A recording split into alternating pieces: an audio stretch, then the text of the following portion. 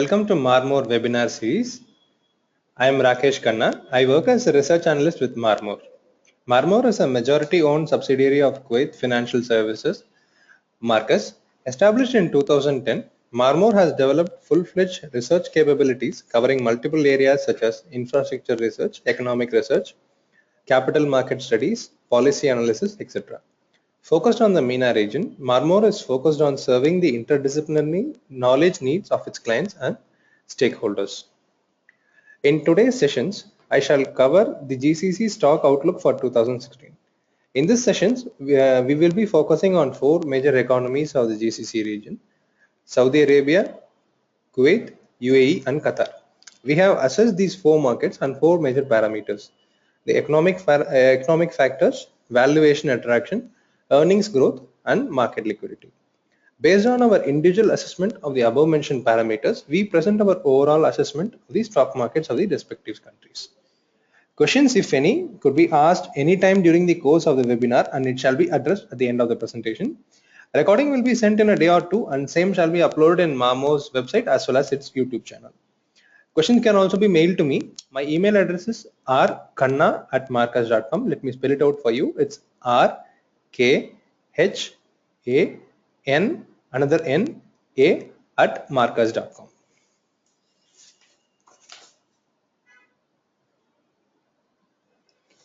We'll start off with a short recap of what transpired in stock markets of the region during 2015. Abu Dhabi was the least affected stock market in the region. It returned only returning 5%. Qatar and Saudi Arabia were the worst hit markets, both suffering a loss of minus 17%. And in case of Kuwait, all the three indices, the Kuwait weighted indices, the price indices, as well as the Kuwait 50 index, all of them were negative.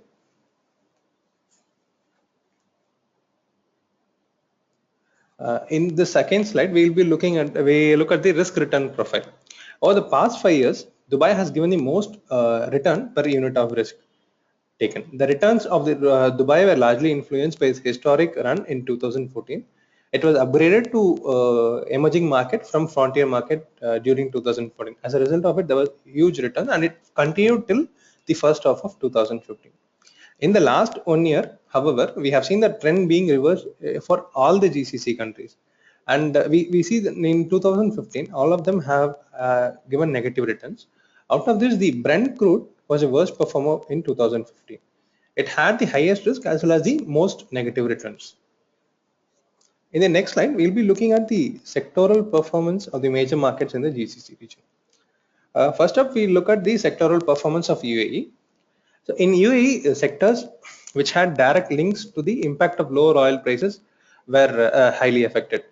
As a result, the real estate and construction, as well as the financial services market, were the worst hit, and they returned negative 25% and 19% respectively. Arab Tech and Drake and Skull, these were the two major players who lost more than 50% of their market cap in 2015. So the reason for Arab Tech has been facing quite a lot of issues. It's since Q4 2014. It witnessed a lot of management changes. For instance, it witnessed its CEO exiting last year, and its project in Egypt has also not been able to materialize. As a result, there's a lot of negative sentiment associated with the stock, which resulted in a poor market performance. In terms of financial services, the Dubai financial market was the worst affected. The reason is it depends on its trading commissions, and as liquidity dried up in the market, there was a 39% decline in the trading commissions of Dubai financial market. As a result, the company also suffered a lot of negative sentiment in the stock market. Next up is sectoral performance of Saudi Arabia. The construction and cement sector were the two most affected in the country. For construction sector, KSA had actually introduced a lot of regulations. For example, it introduced work timings for employees of the construction sector, whereby they will not be able to work for more than 12 hours straight. So this actually resulted in a lot of challenges to the construction industry, which again reflected in the financials of the company. As a result, these also suffered negative returns in the stock market. The slowdown in construction industry actually rubbed off on the cement sector also. If you look witness in 2015, the cement sector companies were actually offering discounts throughout the year. But this in turn actually reduced the profitability of the companies in this particular sector.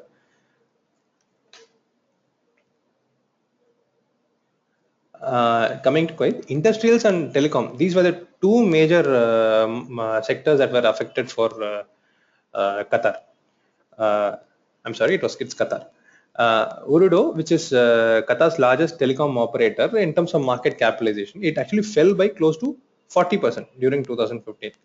The reason was Ooredoo had a lot of investments in Iraq, which is undergoing a lot of regional tensions. And next one is in terms of industries Qatar, one of the bellwether stocks in Qatar Stock Exchange, it fell by 33%. So that was actually another important reason why industrials sector totally went down in Qatar. Next is sectoral performance of Kuwait. So in Kuwait also, the sectors that had direct links to government spending were most affected. As a result, if you look at oil and gas and financial services, they were the most affected sector. In terms of oil and gas, Icarus Petroleum posted huge losses of close to 2.75 million Kuwaiti dinars in the first 9 months of 2015. As a result, the performance of oil and gas sector entirely came down. So next up is in terms of financial services, even though the companies that were involved, for example, in financial services, National Bank of Kuwait, Kuwait Financial House, both of these companies, they had actually good profits during the first 9 months of 2015. But the financial services, but they were unfortunately, these good performance did not translate into returns in the stock market. Both of the financial services sector entirely lost close to 25%.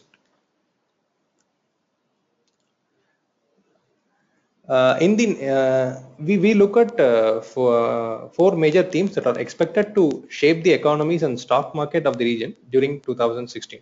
So the four major themes are low oil prices, debt issuance by GCC nations, lower budget spending, and tightening liquidity.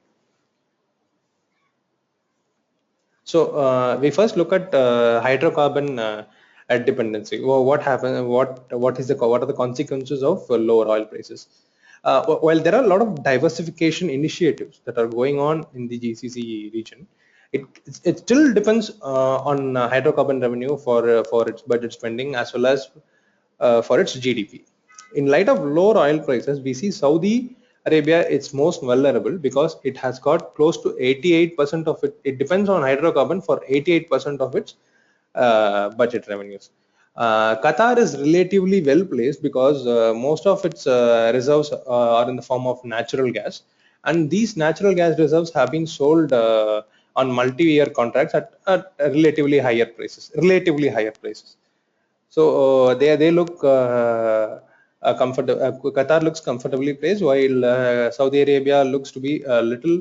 Uh, they seems to be a little little more vulnerable than Qatar when it comes to the lower oil prices. So, the second trend that we are witnessing is growing public debt. There are two major trends that we are seeing that are expected to transpire in the coming years. One is the public foreign assets. That is, these GCC countries, they have accumulated a lot of wealth over the years, which these countries are now selling off to compensate for the shortfall in their budgets. And another trend that we are witnessing in the GCC region is the increase in gross public debt. We see, for example, Saudi Arabia, they started selling off their assets as early as February 2015. And during February 2015, they sold close to 20 billion USD worth of assets, I mean, this sale in one particular month is double that of what the country had actually sold during the start of financial crisis. So if you look, we can witness the amount of shortfall that these countries are expected to face because of the lower oil price. And more recently, what happened was Saudi Arabia raised funds through issuing bonds. It's been doing this after quite a few years, and these were actually subscribed by the local banks. Foreign investors were not allowed to participate in the issuance. And in addition to Saudi Arabia, we also have seen Qatar.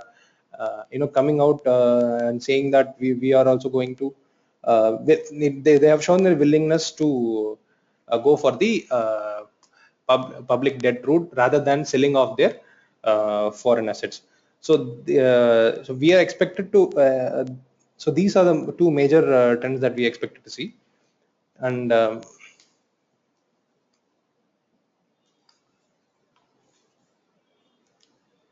and the third major theme is lower budget spending. But budget cuts are now being implemented at a rapid pace in these across the region. A few months back, what happened was Saudi Arabia, Standard and Poor's cut its ratings for Saudi Arabia's long-term foreign and local currency credit to A1, which cited a pronounced negative swing in the government's budget balance. It also gave out a negative outlook for the country.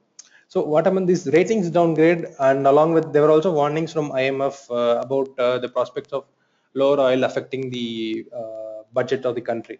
So what happened was the ratings downgrade and warnings from IMF over the impact of low oil prices has prompted a region-wide cut in budget spending.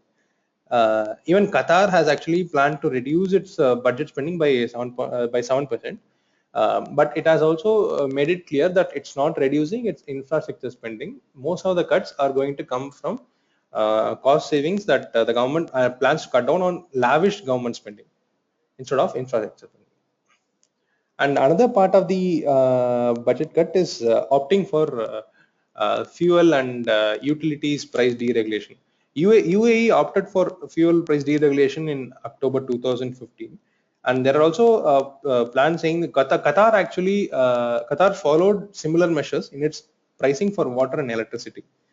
And Kuwait and Saudi Arabia have shown their intent to cut down on subsidies and increase price of utilities like water, electricity, as well as reducing the subsidies for fuel in order to balance their budgets.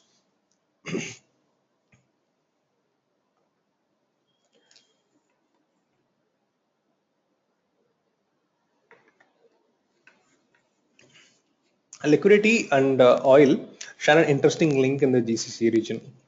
See, liquidity it's very much dependent on oil, but as oil, what happens is as oil price drops, it reduces the deposits that regional governments make in banks, when which in turn reduces the credit for private borrowers. In addition to that, as we saw earlier, when the government issues any sovereign debt, it's the local banks that actually that the government's allowed to subscribe to these bonds. As a result of it, what we are going to they become the largest subscribers for local government debt. So which again puts further pressure on the volume of funding that will be available for other businesses. As a result, as the capital goes scarce, it's kind of a crowding effect that these governments make. As a result, the other businesses in the region are expected to witness an increase in the cost of capital for their businesses.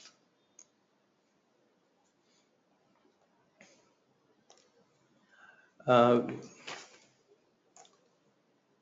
we use the four force framework for giving out our stock market outlook. We take the following four. One is valuation attraction, earnings growth potential, market liquidity, and economic factors. We have assigned various ratings. For example, valuation attraction has a weightage of 25%. Earnings potential, growth potential has a weightage of 40%. Economic factors has a weightage of 25%, and market liquidity has a weightage of 10%. So we'll first look at the earnings growth potential in the region. Earnings are expected to be flat in the GCC region for 2016. Banking sector is expected to have positive earnings growth across the region, and interesting fact about banking sector is it is the highest contributor to the earnings of the region. Bank earnings alone contribute close to 51% of the total earnings in the GCC region. Uh, among these uh, uh, among these countries, UAE banks UAE banks alone account for 63% of the total earnings in UAE. As a result, it is better placed than other economies in the region. So we have a positive assessment in UAE on UAE in terms of earnings prospects, while we remain neutral on other markets. Commodity sector is expected to decline because of lower oil prices, and it's not expected to recover in the near term. In this slide, we look at GCC markets through three major valuation indicators: the price to earnings, the price to book value, and dividend yield. In terms of PE, Kuwait market is slightly expensive, while UAE, Oman, and Bahrain, they remain fairly valued. In terms of price to book value, Saudi Arabia and Qatar, they remain the most expensive markets. Dividend yield, if you look at the dividend yield, they have risen across the board as the stock prices, because of the fallen stock prices, the dividend yield actually has risen across the uh, board over the past year or so. And since Oman, Bahrain, and UAE, they remain undervalued on a relative basis in all of these three parameters. We actually have a positive assessment on these countries, and a neutral assessment on the rest of the countries.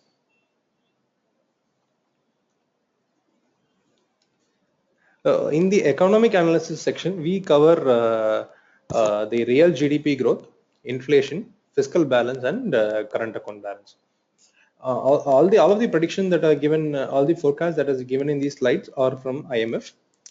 So, in terms of real GDP growth, IMF expects Qatar to have the highest real GDP growth in the region, which is expected to be aided by the higher government spending on key infrastructure projects, contract awards, and relatively lesser dependence on oil.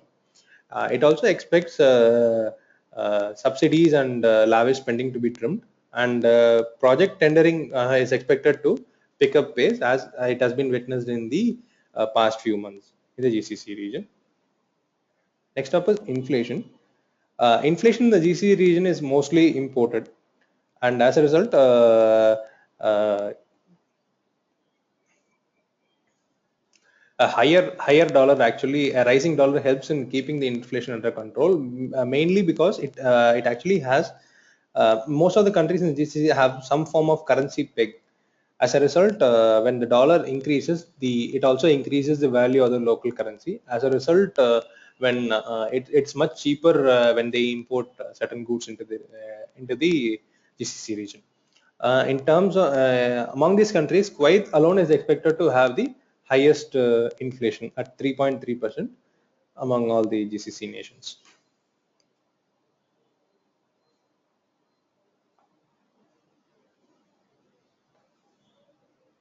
In terms of fiscal balance, Saudi Arabia is expected to have it is the one that is expected to be most affected as a result of lower oil price, and as a consequence of that, the fiscal balance is expected to be close to negative 20% of the GDP. Kuwait is expected to be better placed, and because of its low debt, and it has got ample reserves. It can also resort to domestic or international lending if required. Oman and Bahrain, owing to their relatively small size, they are also expected to be most affected. In terms of the current account balance, we expect IMF expects Kuwait and UAE to be the only ones that are expected to have a positive current account balance during 2016. The reason for Kuwait is because it has traditionally has lower imports compared to its exports, while UAE is well diversified away from oil.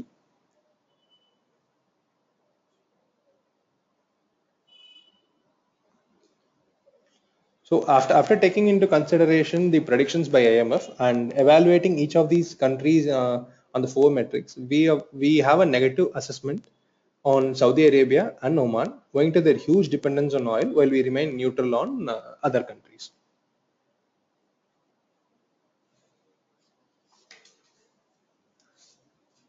Next up, we come to this liquidity section. Retail investors form a major part of the investment segment in the region, and as a result, GCC region turn out to be more vulnerable to global market fluctuations. Saudi Arabia has had traditionally had higher turnover relative to other GCC countries. In 2015, it was close to 92%. As a result, we have a positive assessment on the country. So it is expected to the higher turnover in case is expected to continue in 2016 also. With KSA, with Saudi Arabia has also opened its market to foreign investors last year, so which is expected to improve trading as well as liquidity in the particular market. We also expect as a lower base effect, that is lower value traded and stock turnover, to positively improve the uh, value traded and turnover in 2016.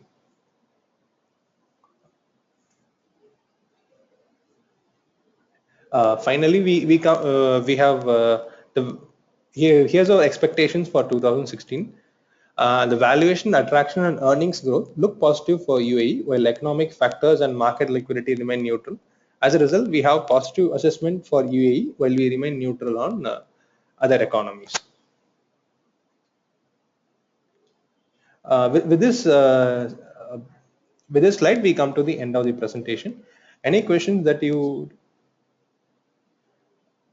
any question that you would like, you can actually send it through the chat box.